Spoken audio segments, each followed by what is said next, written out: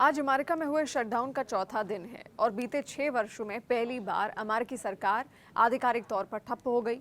ये स्थिति तब उत्पन्न हुई जब अमेरिकी कांग्रेस में रिपब्लिकन और डेमोक्रेट्स अस्थायी फंडिंग बिल पर सहमति बनाने में विफल रहे। राष्ट्रपति डोनाल्ड ट्रंप और कांग्रेस द्वारा बुधवार की समय सीमा तक सरकारी कार्यक्रमों और सेवाओं को चालू रखने के लिए कोई समझौता न कर पाने के बाद सरकारी शटडाउन की चपेट में आया अमेरिका अनिश्चितता के एक नए दौर का अब सामना कर रहा है। लगभग 7.5 लाख यानी कि 7,50,000 संघीय कर्मचारियों की छुट्टी पर उनको भेज दिया जाने की आशंका है, जिनमें से कुछ को ट्रंप प्रशासन द्वारा बर्खास्त भी किया जा सकता है।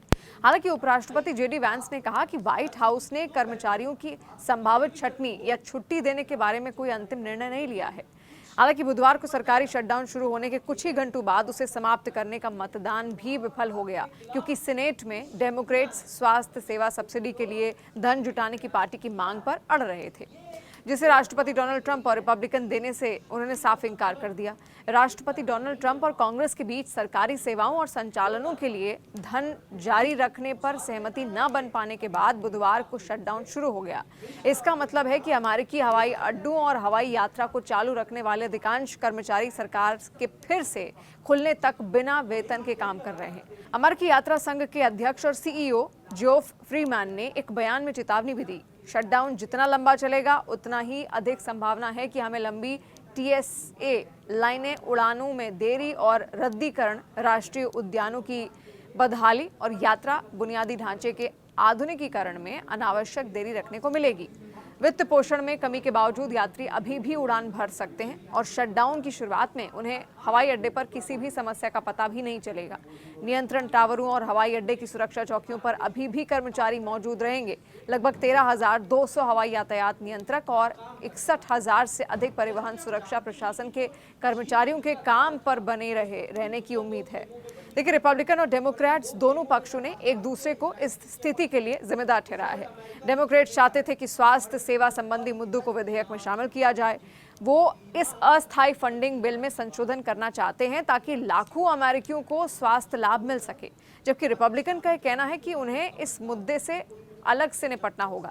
राष्ट्रपति ट्रंप की रिपब्लिकन पार्टी सीनेट में अस्थायी फंडिंग बिल पास नहीं करा पाई। इस बिल को पास कराने के लिए 100 सदस्यों वाले सीनेट में 60 वोटों की दरकार थी। सीनेट और हाउस ऑफ रिप्रेजेंटेटिव्स पर नियंत्रण के बावजूद रिपब्लिकन पार्टी के पास अस्थायी फंडिंग बिल पास करने के लिए 7 वोट कम रहे। इस बिल को पास कराने के लिए राष्ट्रपति को डेमोक्रेटिक सांसदों के वोट की भी जरूरत थी। डेमोक्रेट्स पार्टी ने उनके समर्थन में वोट नहीं दिया। सीएनएन की एक रिपोर्ट के अनुसार डेमोक्रेट सीनेट में किसी भी वित्तीय उपाय को पारित करने के लिए अपने वोट देने के लिए बड़ी रियायतों के बिना ऐसा करने से इनकार कर रहे थे। ये तीसरी बार है जब ट्रंप को फंडिंग बिल के मुद्दे पर ऐसी स्थिति से 2-4 होना पड़ा है। इस साल व्हाइट हाउस में उनकी वापसी के बाद ये पहला शटडाउन है।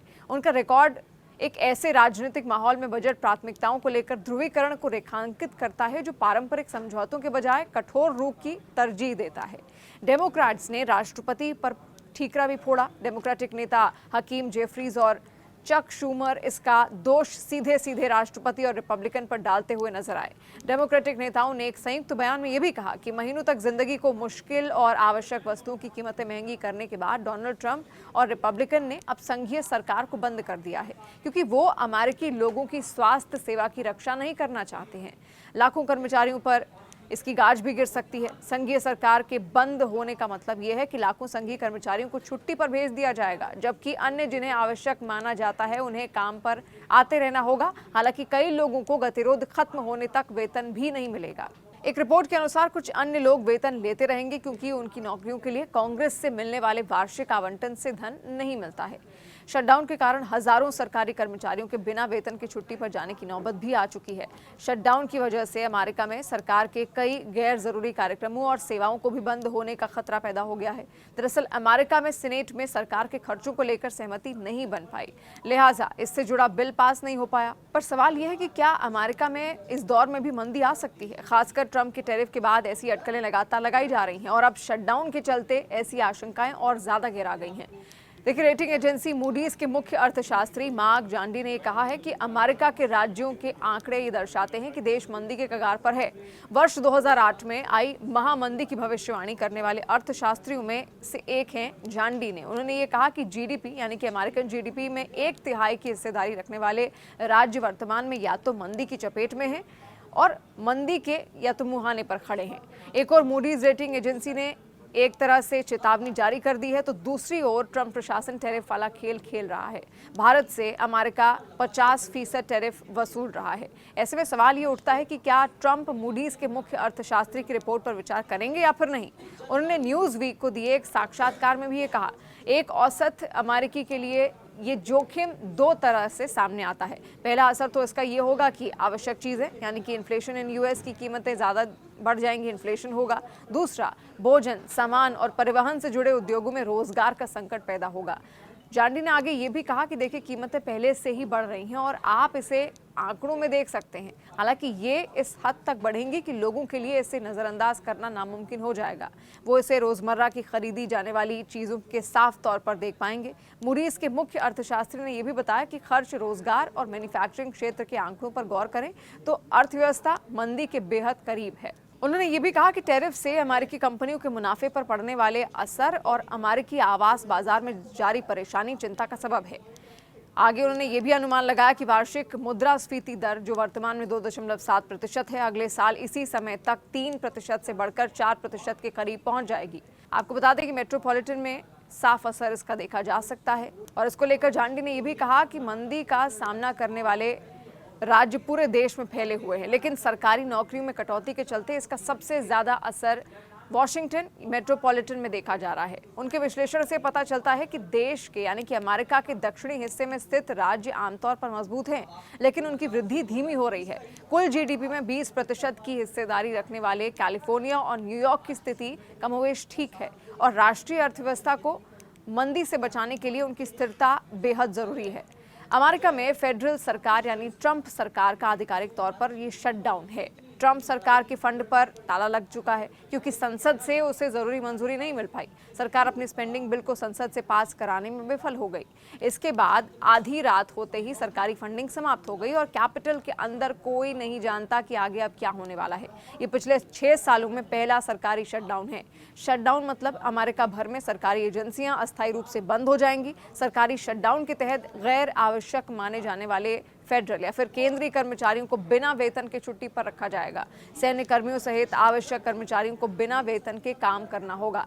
दरअसल अमेरिका में 1 अक्टूबर से नया वित्त वर्ष लागू होता है, लेकिन इस बार ट्रंप सरकार का स्पेंडिंग बिल पास नहीं हुआ है और इसी वजह से शटडाउन शुरू हो गया। इस बार कुल सरकारी कर्मचारियों में से 40% यानी कि लगभग 8 लाख कर्मचारियों को बिना वेतन टेम्पररी लीव पर रखा जाएगा। हालांकि कानून व्यवस्था, सीमा सुरक्षा, मेडिकल और हवाई सेवाएं जैसी जरूरी सेवाएं जारी रहेंगी। फूड सहायता प्रोग्राम, खाने पीने के निरीक्षण, केंद्र संचालित स्कूल, स्टूडेंट लोन जैसी सुविधाओं को भी सीमित या फिर बंद रखा जा सकता है। इसके अलावा शटडाउन का असर ट्रांसपोर्ट सेवाओं पर भी दिखेगा। कई एयरलाइंस ने सेवाओं पर असर की आशंका भी जताई है। उड़ानें लेट हो सकती हैं। एक्सपर्ट्स का ये भी मानना है कि शटडाउन जितना लंबा चलेगा उसका दुष्प्रभाव उतना ही ज्यादा होगा। एक्सपर्ट्स ये भी जता रहे हैं कि शटडाउन लंबा चला तो बाजारों पर इसका सीधा असर देखने को मिलेगा। अर्थव्यवस्था इससे प्रभावित हो सकती है अमेरिका की, और अमेरिका भर में एक बड़ा सियासी तूफान भी इससे खड़ा हो सकता है। देखिए, पहले ही एक तूफान यहाँ पर खड़ा है। रिपब्लिकन नेताओं ने डेमोक्रेट्स पर यह आरोप लगाया कि वो गैर कानूनी प्रवासियों को मुफ्त स्वास्थ्य सेवाएं देने की शर्त पर बजट पास होने से रोक रहे हैं। वहीं डेमोक्रेट्स का यह कहना है कि रिपब्लिकन जरूरी खर्चों को राजनीतिक बहस का मुद्दा बना रहे हैं। ऐसे में अब इस मामले में व्हाइट हाउस की प्रेस सचिव कैरोलिन लेविट और अमेरिका के उपराष्ट्रपति जेडी वैंस का एक बयान सामने आया। दोनों नेताओं ने जमकर डेमोक्रेट्स नेताओं पर निशाना साधा और शटडाउन के लिए उनकी नीति को जिम्मेदार बताया। व्हाइट हाउस की प्रेस सचिव ने यह भी कहा कि रिपब्लिकन सांसदों ने एक साफ सुथरा और सीधा बिल पास किया था जिससे सरकार को 21 नवंबर तक फंडिंग मिलती रहे।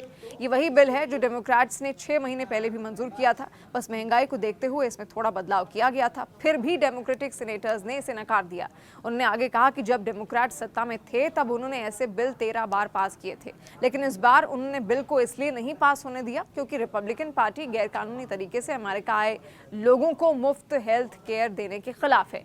लेविट ने यह भी कहा कि हम नहीं चाहते चाहते कि अमेरिकी टैक्स पेयर्स का पैसा ऐसे लोगों पर खर्च हो जो कानून तोड़कर यहाँ पर आए हैं। अमेरिका पहले ही $37 ट्रिलियन के कर्ज में है।